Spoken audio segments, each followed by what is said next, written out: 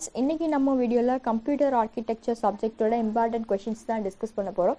So அதுக்கு முன்னாடி நீங்க நம்ம சேனலை சப்ஸ்கிரைப் பண்ணலைனா மறக்காம சப்ஸ்கிரைப் பண்ணுங்க. கூடவே கிரியேட் ஆகக்கூடிய பெல் ஐகான் கிளிக் பண்ணி ஆல்னு கொடுத்துருங்க. அப்பதான் நம்ம சேனல்ல அப்லோட் பண்ற எல்லா வீடியோஸையும் நீங்க மிஸ் பண்ணாம பார்க்கலாம். சோ இன்னைக்கு வந்து நம்ம வீடியோல வந்து கம்ப்யூட்டர் ஆர்க்கிடெக்சர், ஓகே? சோ இந்த சப்ஜெக்ட்டோட இம்பார்ட்டன்ட் क्वेश्चंस தான் பார்க்க போறோம் யூனிட் வைஸா, ஓகே? சோ கம்ப்யூட்டர் ஆர்க்கிடெக்சர்னாலே ஒரு என்ன சொல்கிறது, ஒரு இம்பார்ட்டண்டான அதே நேரம் வந்து ஒரு இன்ட்ரெஸ்டிங்கான சப்ஜெக்ட்னு சொல்லலாம். ஏன்னா நம்ம வந்து கம்ப்யூட்டர் சயின்ஸில் ஒரு கம்ப்யூட்டரோட ஆர்க்கிடெக்சர் அதில் என்னென்ன விஷயங்கள் யூஸ் பண்ணிட்டு இருக்காங்க அப்படிங்கிறதெல்லாம் இந்த சப்ஜெக்டில் நம்ம தெரிஞ்சுக்கலாம், ஓகேவா? ஸோ அதில் யூனிட் 1 பார்த்தீங்கன்னா basic structure of the computer system. So ஒரு கம்ப்யூட்டர் சிஸ்டத்தோட பேசிக் ஸ்ட்ரக்சர் அதுதான் வந்து யூனிட் 1ல் வந்து சொல்லியிருப்பாங்க. ஸோ அதில் ஃபர்ஸ்ட் இம்பார்ட்டன்ட் கொஸ்டின் பார்த்தீங்கன்னா components of a computer system. Okay, so இது வந்து நிறைய தடவை கேட்டிருக்காங்க, 16 மார்க்லேயே கேட்குறாங்க. நீங்கள் வந்து ஒரு பிளாக் டயக்ராம் போட்டு அதை எக்ஸ்பிளைன் பண்ணுற மாதிரி இருக்கும். அதாவது அரித்மெட்டிக் அண்ட் லாஜிக்கல் யூனிட் இருக்கும், மெமரி யூனிட் இருக்கும். ஸோ இதெல்லாம் வந்து நீங்கள் அந்த டயக்ராமில் மென்ஷன் பண்ண வேண்டியது இருக்கும், ஓகேவா? ஸோ இதான் வந்து components of a computer system. Block diagram மூடி மென்ஷன் பண்ணணும். ஸோ அடுத்தது இம்பார்ட்டன்ட் கொஸ்டின் பார்த்தீங்கன்னா addressing modes. Okay, so addressing மோட்ஸும் பார்த்தீங்கன்னா ரொம்பவே வந்து ஒரு இம்பார்ட்டண்டான கொஸ்டின்.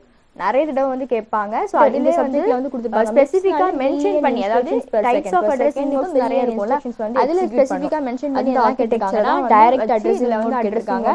அதே மாதிரி இமிடியேட் அட்ரஸிங் மோட் கேட்டிருக்காங்க. அடுத்து வந்து பாத்தீங்கன்னா important relative ideas of index modes, ஓகேவா? ரிலேட்டிவ் அட்ரஸிங் மோட் பண்றாங்க. அதுக்கு அப்புறம் வந்து இண்டெக்ஸ்ட் அட்ரஸிங் மோட் என்னென்ன ஐடியாஸ் வந்து பண்ணிருக்காங்க இந்த அட்ரஸிங் மோட்லயே வந்து டைப்ஸ் வந்து கேட்டிருக்காங்க, ஓகேவா? வந்து மென்ஷன் பண்ணிருப்பாங்க, ஓகேவா? 8 ஐடியாஸ் நம்ம ஆபரேஷன்ஸ் பண்ணும்போது, அதாவது நம்ம அடிஷன் ஆபரேஷன் நிறைய ஆபரேஷன் இருக்கு, அத லோட் பண்றது, கம்ப்யூட்டர் அந்த ஆபரண்ட்ஸ் டிசைன் பண்ணும்போது ஆபரேஷன் அதெல்லாம் நம்ம வந்து ஸ்பெசிஃபை பண்றதுக்கு இதுல மென்ஷன் பண்ணிருக்கேன். சோ இது தாண்டி அதுல படிக்கணும் அப்படினா MIPS உங்களுக்கு நிறைய क्वेश्चंस இருக்கு, ஓகேவா? மெயினா இந்த மூணு क्वेश्चन பாத்துருங்க, ஓகே?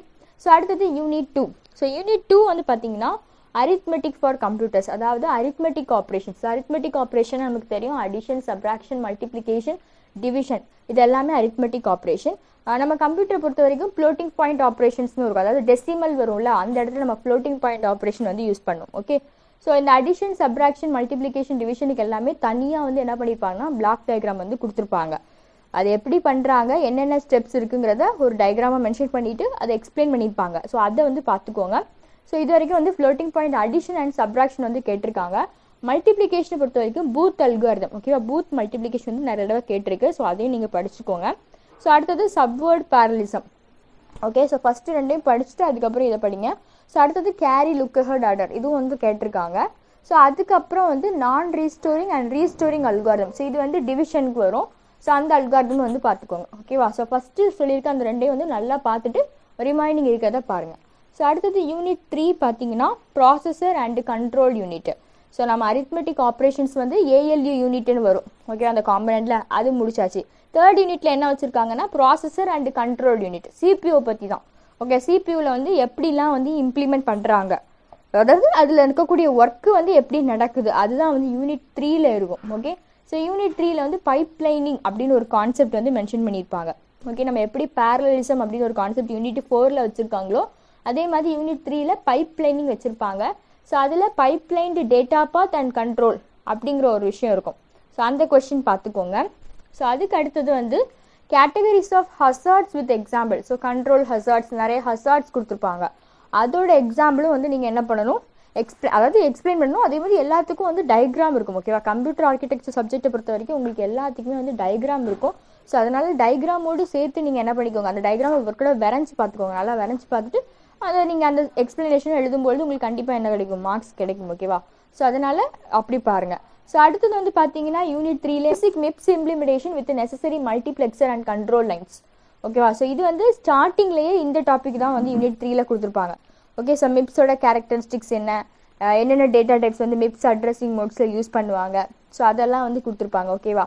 ஸோ அதை பார்த்துக்கோங்க. அதுக்குள்ளே டயக்ராம், ஸோ மல்டிப்ளெக்சரும் நிறைய கண்ட்ரோல் லைன்ஸும் கொடுத்து அந்த டயக்ராம் இருக்கும். டயக்ராம் வந்து பாருங்கள், ஏன்னா இதே மாதிரி டயக்ராமில் கொஞ்சம் கொஞ்சம் சேஞ்ச் பண்ணி தான் அந்த பைப் லைன் நீங்கள் டேட்டா அதெல்லாம் பார்ப்பீங்களா அடுத்து வரக்கூடிய கொஸ்டின்ஸ், அதுலலாம் இந்த டயக்ராம்ஸோட கொஞ்சம் கொஞ்சம் பார்ட்ஸ்லாம் இருக்கும், ஓகேவா? அதில் சில இதில் சின்ன சின்ன சேஞ்சஸ் வச்சு வரும். ஸோ அடுத்தது வந்து பார்த்தீங்கன்னா how instruction pipeline works. So பைப் லைனிங்லேயே வரக்கூடிய டாபிக் தான் இந்த இன்ஸ்ட்ரக்ஷன் பைப் லைன்லாம்.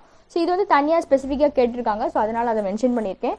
ஸோ அதே மாதிரி data path and its control, இது வந்து ஒரு இம்பார்ட்டன்ட் கொஸ்டின். ஸோ இதில் யூனிட் 3ல பார்த்தீங்கன்னா பைப்லைனிங், கேட்டகரிஸ் ஆஃப் கசார்ட்ஸ், அதை வந்து ஃபஸ்ட்டு படிச்சுங்க. அதுக்கப்புறம் ரிமைனிங் இருக்க 3 கொஸ்டின்ஸை வந்து என்ன பண்ணுங்கள் பாருங்கள். ஸோ அடுத்தது யூனிட் 4 பார்த்தீங்கன்னா parallelism. எப்படி நான் யூனிட் 3ல பைப்லைனிங் சொன்னேனோ அதே மாதிரி யூனிட் 4ல வந்து parallelism அப்படிங்கிற ஒரு கான்செப்ட் வந்து எக்ஸ்பிளைன் பண்ணியிருப்பாங்க. ஓகேவா? ஸோ இதில் ரொம்ப ரொம்ப ரொம்ப இம்பார்ட்டண்டான ஒரு கொஸ்டின் என்னன்னா ஃபிளின்ஸ் கிளாசிஃபிகேஷன். ஓகே, ஸோ ஃபிளின்ஸ் அப்படிங்கிற ஒருத்தர் தான் அதை வந்து கண்டுபிடிச்சிருப்பாரு. ஸோ அதனால அவரோட நேம்லேயே இருக்கும் ஃபிளின்ஸ் கிளாசிஃபிகேஷன். இந்த கொஸ்டினை வந்து என்ன பண்ணுவாங்கன்னா வேற மாதிரியும் கேட்பாங்க. வேற மாதிரி கேட்பாங்கன்னா எப்படின்னா எஸ்ஏஎம்டி அல்லது எஸ்ஐஎம்டி, அதாவது ஃபிளின்ஸ் கிளாசிஃபிகேஷனில் 4 கிளாசிஃபிகேஷன் வரும். அந்த நேமை கொடுத்து கேட்பாங்க. ஃபிளின்ஸ் கிளாசிஃபிகேஷன் மென்ஷன் பண்ணாமல் கேட்டாங்கன்னா எஸ்ஐஎம்டி ஒரு எம்ஐஎம்டி, எஸ்ஐஎம்டி, அப்புறம் எஸ்பிஎம்டி. ஓகேவா? ஸோ இந்த 4 நேமில் கொடுத்தாலும் அதுவும் என்னதான் ஃபிளின்ஸ் கிளாசிஃபிகேஷன் தான். ஸோ அதாவது சிங்கிள் இன்ஸ்ட்ரக்ஷன் ஸ்ட்ரீம், அது மல்டிபிள் டேட்டா ஸ்ட்ரீம் அந்த மாதிரி இருக்கும். ஓகேவா? Single instruction stream, single data stream, அதுக்கப்புறம் single instruction stream, multiple data stream, ஏதாவது 2 கூட கொடுத்து என்ன பண்ணலாம் கேட்கலாம். ஸோ அது ஒரு இம்பார்ட்டண்டான கொஸ்டின். ஃபஸ்ட்டு அதை படிச்சுக்கோங்க. ஸோ அடுத்தது வந்து பார்த்தீங்கன்னா hardware multithreading and its types. So hardware மல்டி த்ரெட்டிங்கும் அதோட டைப்ஸும் வந்து நல்லா கிளியராக படிச்சுக்கோங்க. ஓகே, ஸோ இதெல்லாமே வந்து ஒவ்வொரு கான்செப்ட். ஓகேவா? மல்டி த்ரெட்டிங்னா அது ஒரு கான்செப்ட், பேரலலிசம் கீழே வரக்கூடிய ஒரு கான்செப்ட். ஓகேவா?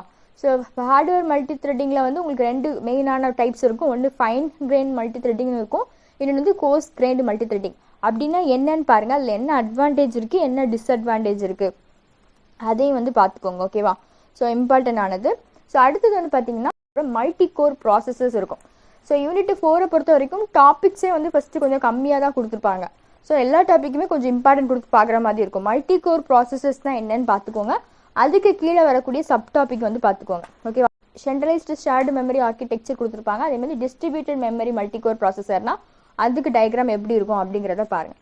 ஸோ அடுத்தது ஃபைனலாக வந்து வெக்டார் சிஸ்டம்ஸ் பற்றியும் லைட்டாக தெரிஞ்சு வச்சுக்கோங்க. ஓகேவா? ஸோ ஃபிளின்ஸ் கிளாசிஃபிகேஷனில் ரொம்ப இம்பார்ட்டன்ட். அதே மாதிரி ஹார்ட்வேர் மல்டி த்ரெட்டிங்கும் மல்டி கோர் ப்ராசஸஸும். அடுத்தது யூனிட் 5 பார்த்தீங்கன்னா memory and IO system.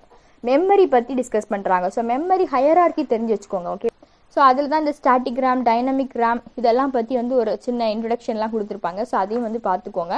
So அப்புறம் சில டெர்மினாலஜிஸ் இருக்கும், அதெல்லாம் நம்ம பார்த்தா தான் அந்த கொஷின்ஸை வந்து படிக்கும்பொழுது ஈஸியாக புரியும். ஹிட்டுனா என்ன, அதுக்கப்புறம் மிஸ்ஸுனா என்ன, பெனால்ட்டினா என்ன, அதெல்லாம் வந்து கொடுத்துருப்பாங்க. ஓகேவா?